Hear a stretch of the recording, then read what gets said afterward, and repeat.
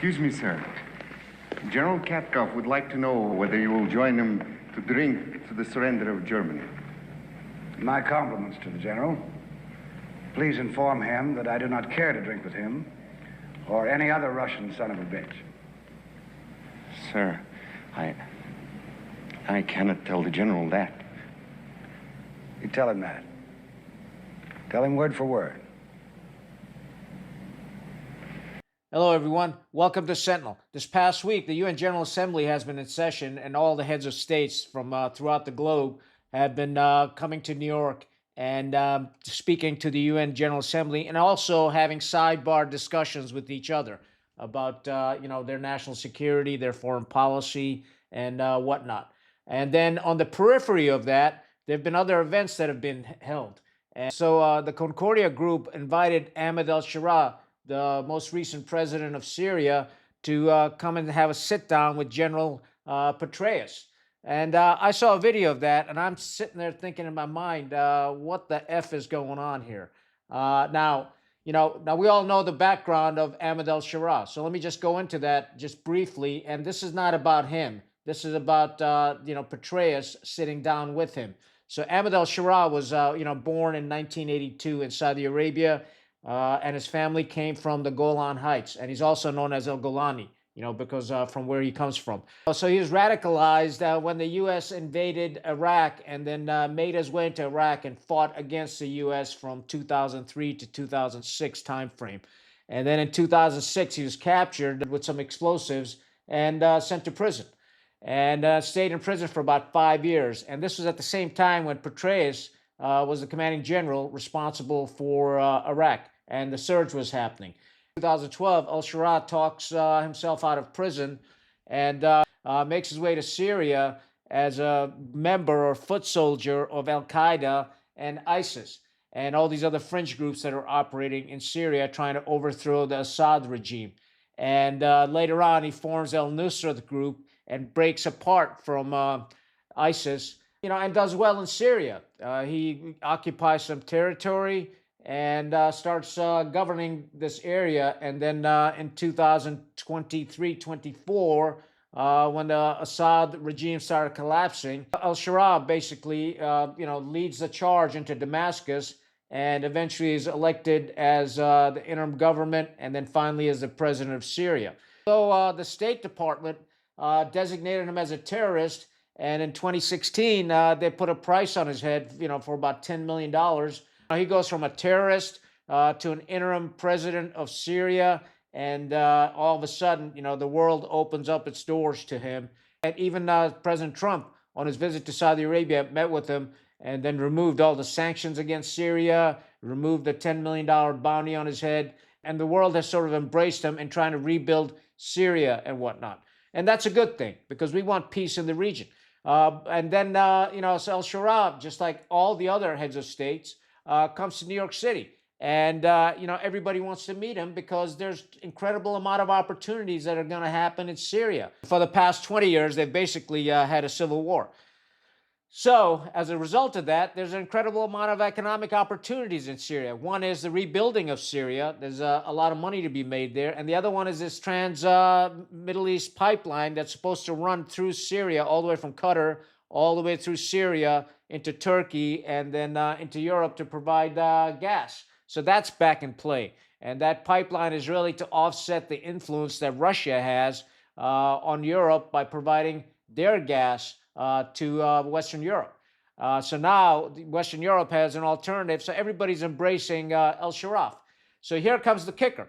So on this, as a sidebar to the UN General Assembly, General Petraeus, who has retired, as we well know, in 2011-2012 timeframe, and then resigned as director of CIA because of his affair that he had going on the side with a subordinate officer who's writing his autobiography in Afghanistan. So he sort of retires in disgrace, but redeems himself and recovers and joins a firm called KKR, a multi-billion-dollar investment house that also has significant investments in various military industrial complex defense-type corporations.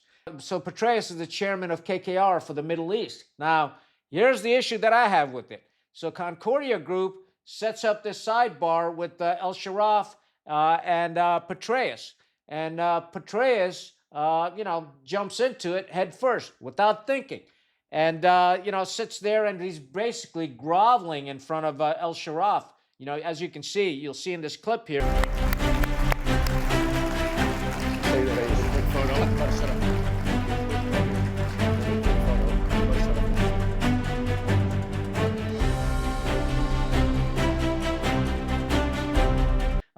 He basically adjusts everybody on stage to get a photo op done with Al Sharaa. You got to remember that Al Sharaa and his groups were responsible for thousands of deaths and wounded in Iraq. And at the time, Petraeus was the commanding general. So now you've got these two antagonists come together on stage, and Petraeus wants to know, how did he organize his forces, and all this stuff. The old soldier that I am, as I get the first question out of the way. Because the fact is that we were on different sides when I was commanding the surge in Iraq.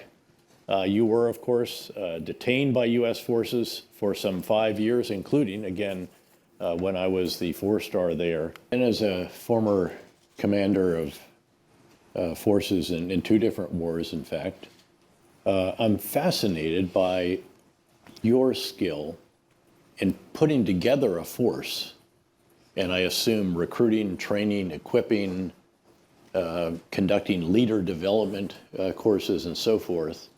And those are good questions. And I think what should happen is somebody in the Pentagon or Department of War, whatever we're calling it this week, should sit down with Al Sharaa and sort of learn the lessons. And so we can get smarter in how to deal with a lot of these insurgent groups. I think that's fantastic. But it's not the proper thing to do in a public forum for a retired general. And I'll tell you why. And at the end of this whole discussion, as you'll see in this clip. So this next one is about you personally. How are you holding up under all this pressure? Are you getting time to do some thinking? Are you getting enough sleep at night? Again, I've been there, and it is so very, very hard.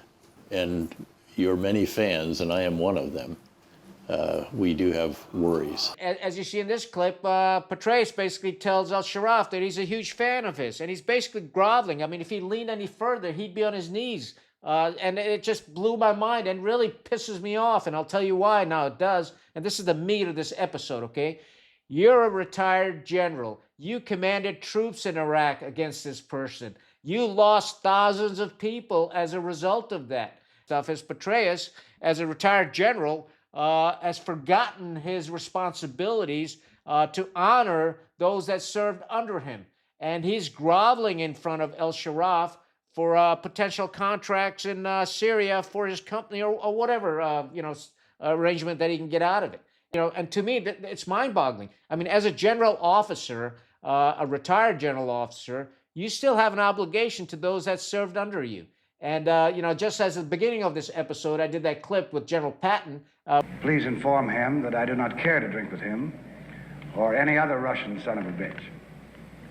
And this is the problem that I have. These generals have no shame. They're willing to mortgage their honor and their integrity for money and for contracts when they still have an obligation for those that served underneath them. We had, nearly 5,000 troops were killed in Iraq. Over 33,000 were wounded. I mean, you got to be shitting me. And I'll tell you what, if Concordia had approached me, hey, do you want to sit down with Al Sharaa? I'd say, you know what, I'm the wrong person. You probably need to get some reporter or some journalist to interview him. And the main reason for that is because I still have an obligation to my troops. And these generals just seem to forget all this shit. They're chasing money and they're chasing contracts, and they forget that they have a huge obligation to the troops that serve faithfully under them. And it just blows my mind. And I'll tell you what, we've got, on the average around 22 veterans that are taking their own lives every day. And it makes me wonder why this happens. It happens is because they lose their trust and confidence. They start wondering what the hell they fought for. Why did they risk their lives? So all these things sort of play in the minds of veterans, right?